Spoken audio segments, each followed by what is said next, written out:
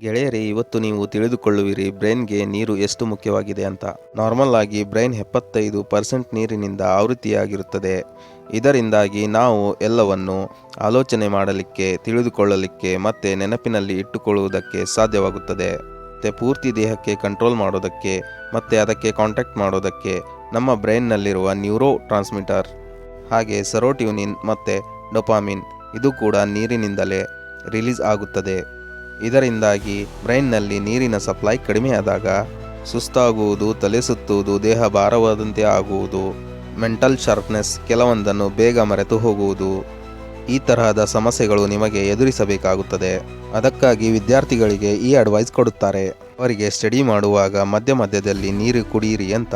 ಏಕೆಂದರೆ ಅವರು ಅವರ ಸ್ಟಡಿ ಮೇಲೆ ಕಾನ್ಸಂಟ್ರೇಟ್ ಮಾಡಲಿ ಅಂತ. ಸೊ ಗೆಳೆಯರೇ, ಇದಕ್ಕಾಗಿ ಸರಿಯಾದ ಪ್ರಮಾಣದಲ್ಲಿ ನೀರು ಕುಡಿಯುವುದನ್ನು ಎಂದಿಗೂ ಮರೆಯಬೇಡಿ. ವಿಡಿಯೋ ಇಷ್ಟ ಆದರೆ ಲೈಕ್ ಮತ್ತು ಶೇರ್ ಮಾಡಿ.